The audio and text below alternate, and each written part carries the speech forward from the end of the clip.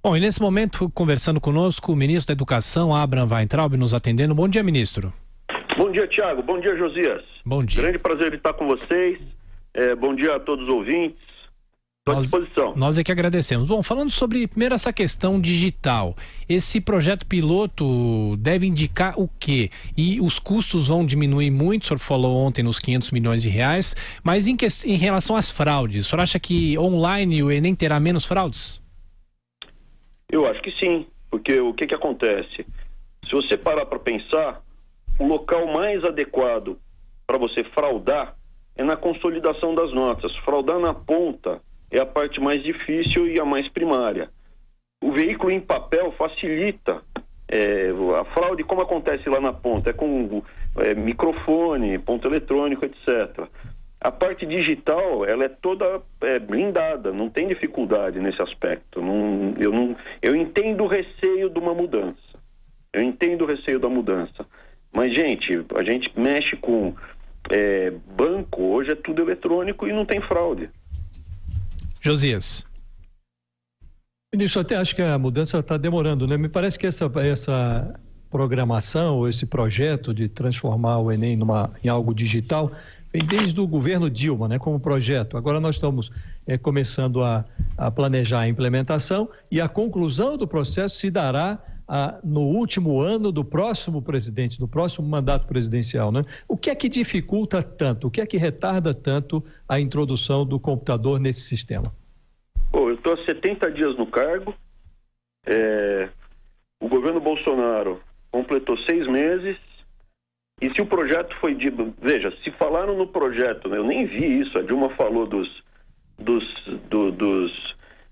daí de fazer digital, ela falou também de estocar o vento. Um dia, se conseguirem estocar o vento, foi ela que conseguiu. Não, a gente entrou, está baseado no que se é feito lá fora. O que é feito lá fora, a gente vai fazer a mesma coisa aqui dentro. Hoje em dia, se você quiser fazer exames para entrar numa faculdade americana, você faz aqui do Brasil.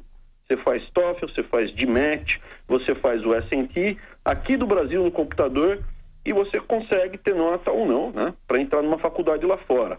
O que está dificultando? A gente começou o governo agora, teve uma troca no Ministério, entramos e estamos tocando um monte de projetos prioritários ao mesmo tempo.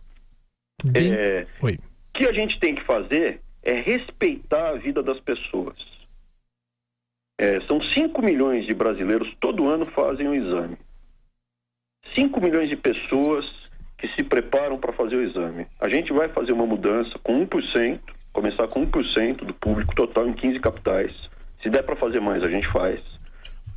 Mas a gente não pode cometer erros, não pode gerar desconforto, não pode prejudicar ninguém. Então, essa abordagem gradual é uma demonstração de respeito com a pessoa, com o brasileiro, com o meu compatriota que está lá na ponta. Essa que é a diferença do governo. Eu, há um ano atrás, estava em São Paulo na minha casa e estava, com perdão do meu francês, eu estava descontente com o governo e com a situação brasileira nos últimos anos. Eu parei. Não é agora que eu estou aqui que eu vou me comportar diferente. Eu vou fazer o que eu quero. Eu vou fazer justamente o que eu sempre quis. Que o governo me tratasse com respeito e dignidade. Então, fazer gradual é para evitar que a pessoa que está aí na ponta, sofra. Então, a razão de fazer gradual é essa. Se der para fazer mais rápido, a gente vai fazer mais rápido. A nossa meta é 1%. Mas se a gente conseguir fazer 2%, com certeza que ninguém vai sair prejudicado, a gente vai fazer 2%. E se der para chegar antes do prazo, vamos chegar antes do prazo. Ministro, pergunta agora de Denise Campos de Toledo. Denise. Ministro, vamos falar então de dinheiro, né? Nós já tivemos aí vários problemas relacionados ao Ministério da Educação por causa de contingenciamento, e o governo sinaliza que talvez tenha que promover um novo aperto diante do baixo crescimento da economia. Eu queria saber como é que está sendo o gerenciamento, quais são as prioridades hoje da sua área em relação à melhoria mesmo de qualidade de ensino, a destinação de mais recursos. Como é que está lidando com o cobertor curto? Excelente pergunta, muito obrigado. Foge um pouco do escopo do Enem, mas eu vou aproveitar para falar uma coisa importante. Há 70 dias atrás, pouco mais de 70 dias atrás, eu virei ministro, logo depois veio o contingenciamento. Houve uma grita generalizada, urbi et orbi, muitos veículos de comunicação de massa falando que o corte de 30% ia paralisar as universidades do Brasil e os institutos de pesquisa. Não temos, passados esses 70 dias, não temos uma única universidade fechada. No federal, tem estadual, sob gestão de um governador da oposição. Não temos uma única universidade federal sem luz. Não temos uma única universidade onde o bandejão dos alunos esteja paralisado. Então, o que houve?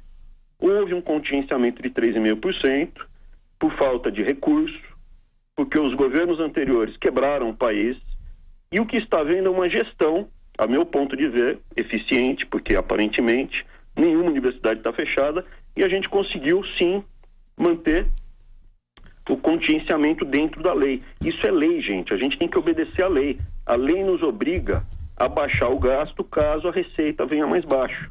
Agora, eu estou muito otimista com o segundo semestre, por quê?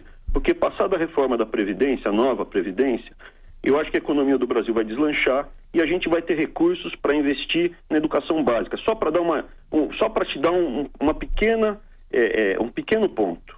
Para a gente conseguir colocar 50% das crianças brasileiras na creche, que essa é a meta, nós teríamos que gastar 3 bilhões de reais por ano. A Universidade Federal do Rio de Janeiro, só umazinha, custa 3,5 bi por ano. A Universidade Federal Fluminense, a Universidade Federal de São Paulo, tem um monte de universidades no Brasil que custam mais do que 3 bi por ano. Uma única dessas universidades seria suficiente para colocar 50% das crianças em creche no Brasil. Então, esse tipo de coisa, não queremos fechar as universidades, queremos elas mais fortes, mas questionar o modelo e dizer o que está acontecendo e mostrar o número para a população é o objetivo. Como até agora está se materializando. Alguém mentiu, não tem universidade fechada, houve o contingenciamento e não teve apagão e não teve nada. Josias, o nosso tempo está quase acabando, ainda dá tempo de mais uma pergunta, Josias. Isso, eu queria aproveitar então, que já fugimos aqui do Enem, para perguntar o seguinte: o senhor assumiu aí, o senhor é o segundo ministro já da gestão Bolsonaro, assumiu sob críticas, e eu lhe perguntaria o seguinte: o senhor hoje já se sente à vontade para expor o seu projeto? O senhor falou de mudar do ensino, mudar o foco do ensino superior para o ensino básico. Isso já está concretizado? Qual é a diferença na sua gestão em relação às gestões anteriores? Qual é o seu projeto para a educação? Olha, a gente tem divulgado todo dia as informações. Se você pegar, a gente enviou uma proposta de novo Fundeb, isso é como vão ser os recursos que serão aumentados para a educação básica a serem enviados para os estados e municípios. Tem lá toda a nossa proposta, foi descrita, está negociando no Congresso, junto com a professora Dorinha, inflexionamos, mudamos o eixo da forma como ia ser, que basicamente era aumentar o dinheiro gasto, sem pedir contrapartida nenhum de prefeito e governador, sem exigir eficiência, simplesmente aumentando o gasto e aumentando os impostos. Já soltamos isso, está documentado, não vou falar que não teve um jornal, mas nenhuma grande rede de comunicação, de televisão divulgou. O que há, evidentemente, é uma má vontade de alguns veículos de comunicação tradicionais em relação a esse governo. E ficam distorcendo o tempo inteiro. A própria colocação, o Enem eletrônico era da Dilma. Para com isso, né? Ô ministro, olha, infelizmente nosso tempo está esgotado. Eu convido o senhor para uma próxima conversa com mais calma aqui ao Jornal da Manhã, porque são assuntos importantes. É sempre importantíssimo falar sobre educação. Fica aqui o convite para o senhor, a gente volta a se falar. Muito obrigado. Eu que agradeço. Até logo. Bom dia. Bom dia.